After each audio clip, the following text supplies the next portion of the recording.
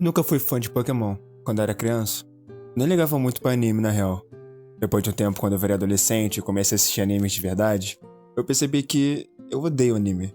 Odeio com todas as minhas forças. Quando eu fiz 19 anos e comecei a me deparar com obras que realmente mexiam comigo, eu comecei a dar mais valor pra animações japonesas. E agora, com 20 anos, aconteceu uma coisa que eu nunca pensei que fosse acontecer. Eu assisti um anime de Pokémon. Mas não qualquer anime de Pokémon. Foi Pokémon Concierge. Existia uma época em que desenhos infantis conseguiam falar sobre temas adultos de forma tão sutil, tão suave, que era praticamente impossível uma criança entender o que estava sendo dito. Disney, Pixar, Cartoon, Nickelodeon, até os desenhos que passavam no SBT, todos tinham essas camadas escondidas. Por fora era divertido para uma criança, mas por dentro tinha reflexões que só um adulto poderia captar. E é por isso que eu recomendo que você visite as animações que você assistia quando era criança. Algumas vão te dar uma visão completamente diferente do que você tinha na época, mas hoje em dia, cara, hoje é muito difícil encontrar algo feito pra criança que seja minimamente bom. Pega qualquer animação infantil atual e compara com as de antes. Não tem como. É impagável. Hoje a gente tem isso. Antes, a gente tinha isso. É ridículo. E é mais ridículo ainda quando uma empresa pega algo minimamente bom, tipo Moana, e enfia um Moana 2 igual abaixo. Essa porcaria aqui ainda lucrou horrores, sem falar no Rei Leão live action, que deveria ser considerado um crime. E na falta dessas animações, que ao menos tentavam ensinar algo pra crianças, nasceu o Brain Rot, todas essas merdas que a internet vomitou depois. Mas isso aí já é assunto para outro vídeo. O que eu quero dizer é o seguinte: esse mar de mediocridade, esse mundo lotado de animes medianos e esquecíveis que saem todo ano, eu encontrei uma pérola, um respiro, uma animação que realmente tem algo a comunicar. E agora sim eu posso começar a falar sobre Pokémon Concierge.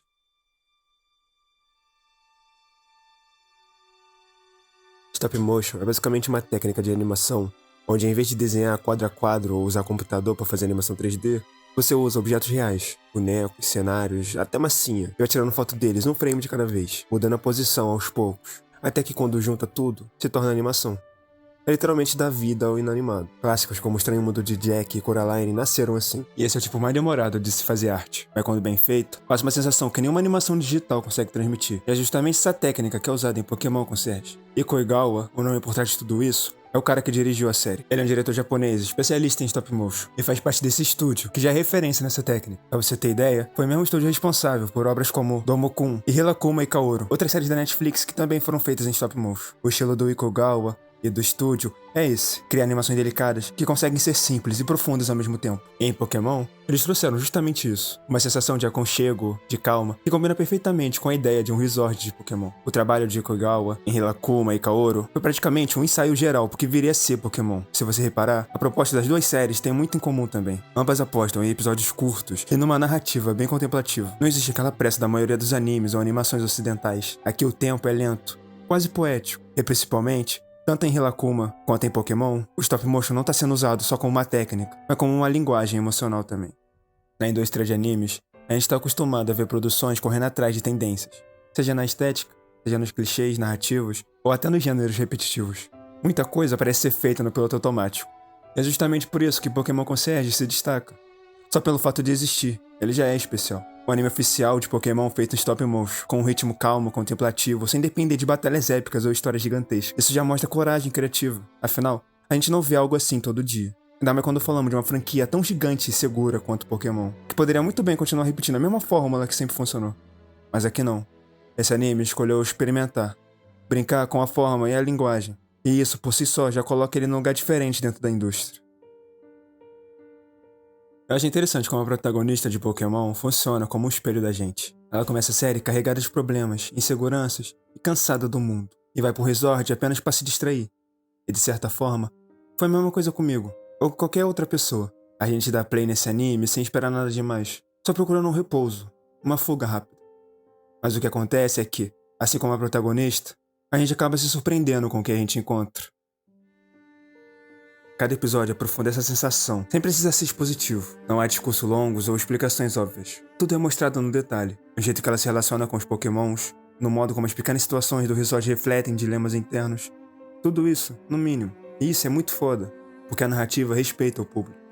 Ela deixa que a gente sinta junto, em vez de empurrar a mensagem com ela abaixo. E o recurso das cores no primeiro episódio já entrega isso de forma brilhante. O anime começa em tons apagados, quase mortos, refletindo o peso que a protagonista carrega junto com o monólogo de tristeza dela. Mas logo depois, o cinza dá espaço às cores vivas e aconchegantes do resort.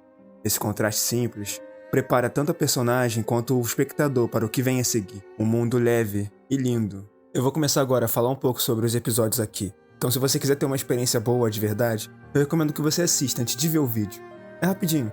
Cada episódio tem 18 a 15 minutos, então vai lá. Eu acho que é bom começar falando do primeiro episódio, porque ele não é só sobre começar de novo. Ele é mais sobre aquela sensação sufocante de não se sentir merecedor de algo bom. Quando a Haru chega no resort, ela tá tão presa aos problemas dela que ela simplesmente não consegue relaxar. Tem duas cenas que exemplificam isso muito bem. A cena em que ela dorme ao ar livre e logo em seguida a cena onde ela dorme de novo, só que na massagem. Isso mostra o quão cansado era a vida que ela tava levando. E aqui também, o anime crava a primeira mensagem dele. A vida não precisa ser levada tão a sério. Tem uma cena, a cena onde a chefe dela pergunta como ela se sentiu ao passar no resort. A Haru responde primeiro de forma didática, engessada, tal como uma entrevista de emprego. Só que essa não era a resposta que a chefe dela queria. Então ela pergunta de novo. Então em seguida, a ação boba dos pokémons de brincar entre si fazem ela lembrar do porquê ela foi pro resort. Essa bobeira simples, mas singela dos pokémons faz ela soltar uma resposta natural. Um simples foi divertido. E isso fala mais do que um texto complexo. O segundo episódio já fala sobre dois temas até que recorrentes nesse anime. Nesse episódio, ela ajuda um Pokémon a se encaixar no resort, tal como ela no primeiro episódio. Aqui, o desapego é trabalhado como um dos temas do episódio. Haru, a protagonista, ainda tá presa aos velhos hábitos que ela tinha. Por exemplo, procurar sinal de celular, chamando a colega de trabalho dela de senhora, enquanto os outros funcionários já vivem livres desse peso. O Psyduck aqui também funciona como um reflexo dessa jornada dela para desapegar. Ele não se preocupa com status ou com expressões humanas, diferente da Haru. E é nesse vínculo entre ele e a Haru que ela começa a entender que viver desapegado não é perder algo, mas sim ganhar. Esse episódio não é só um cumprimento do primeiro. Ele reforça que, para recomeçar de verdade, você precisa se soltar do que não importa. A primeira cena do terceiro episódio já mostra um Pokémon evoluindo, e logo em seguida corta pra Haru acordando. Só que ela acorda revendo os mesmos trejeitos antigos, preocupada, presa ao passado. A metáfora aqui é clara. Assim como o Pokémon que evoluiu, ela também precisa evoluir. O Magikarp aqui, que é o Pokémon foco desse episódio, reforça isso. Ele é um Pokémon do tipo água, um peixe, que não sabe nadar. Aqui ele é a definição da contradição. Assim como Haru, que passa o episódio todo se rebaixando e se comparando com a amiga dela. Esse episódio mostra que ela não precisa descobrir o talento oculto, e sim que ela precisa encontrar algo que a divirta. Quando o Magikarp evolui, a Haru começa a perceber que o mesmo vale pra ela. Ela estava tão preocupada com as coisas que nem consegue perceber que o Magikarp já tinha aprendido a nadar. Esse episódio escancara o tema central da obra. A vida é sobre se divertir, e não sobre carregar o peso de tentar provar algo. Esse último episódio é o meu favorito de longe. O foco aqui não é na Haru diretamente, mas sim no Pikachu diferente, o tímido, o que não se encaixa no padrão dos outros. O dono dele só queria que ele fosse normal, igual aos outros Pikachu. Quando a Haru tenta ajudar, ela percebe que esse Pikachu não precisa mudar, ele só precisa ser aceito como é.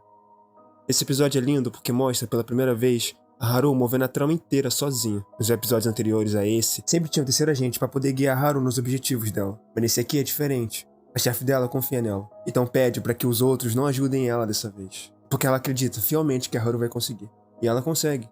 Eu acho maneiro destacar o discurso que ela faz pra criança, que se resume em: tá tudo bem ser diferente. Você ainda é você. Pode parecer bobo, mas são essas bobeiras que devem estar faltando na sua vida. Esse também é o ponto final que amarra todas as mensagens anteriores. Desapego, recomeço, evolução e, principalmente, não leve a vida tão a sério. Se divirta. A ending do anime praticamente canta isso pra você, espectador. É um lembrete nada disfarçado de que esse anime não é só pra criança. É também pra gente, adultos, que se esqueceram de que viver pode ser divertido às vezes.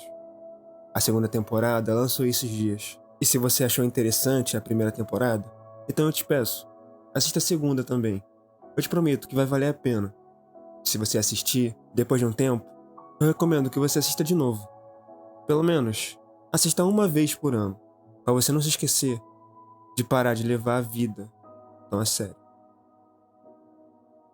Mas é isso.